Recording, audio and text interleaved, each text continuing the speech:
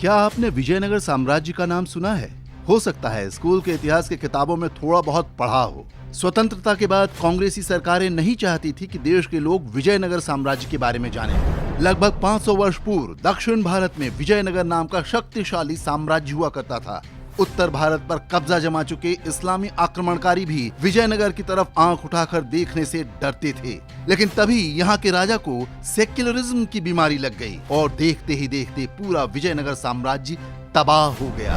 विजयनगर साम्राज्य की स्थापना का श्रेय हरिहर और बुक्का राय नाम के दो भाइयों को दिया जाता है। उन्होंने ही दक्षिण भारत से इस्लामी आक्रमणकारियों को खदेड़कर वर्ष 1336 में स्वतंत्र हिंदू राज्य की स्थापना की। हरिहर और बुक्का गौपालक यादव थे।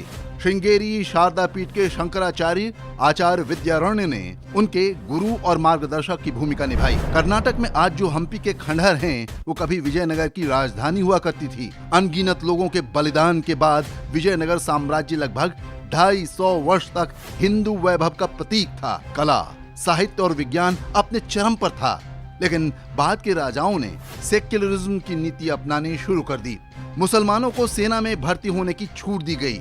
उन्हें कसाई खाने खोलने की अनुमति भी दे दी गई। इसके साथ ही इस्लामी षड्यंत्रों और विश्वासघात का एक ऐसा क्रम शुरू हुआ जो अंत में विजयनगर साम्राज्य के पतन का कारण बना। वर्ष 1565 में पड़ोसी मुस्लिम राजाओं ने एकजुट होकर विजयनगर साम्राज्य के खिलाफ जिहाद का ऐलान कर दिया।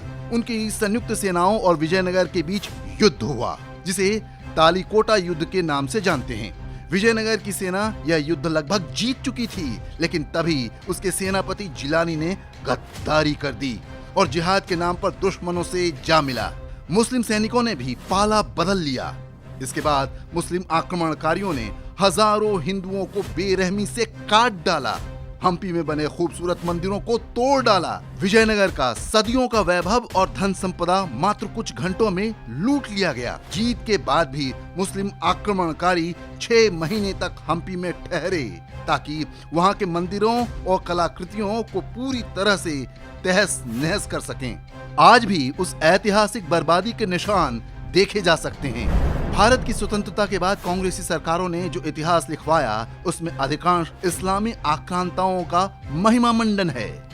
विजयनगर के वैभव और पतन की कहानी लगभग पूरी तरह से मिटा दी गई ताकि हिंदुओं की आने वाली पीढ़ियां इससे कोई सबक न ले सकें। याद रखिए, जो राष्ट्र अपने इतिहास को भूल जाता है, वो उन्हीं गलतियों को दोहराने के लिए अभिशप्त होता है।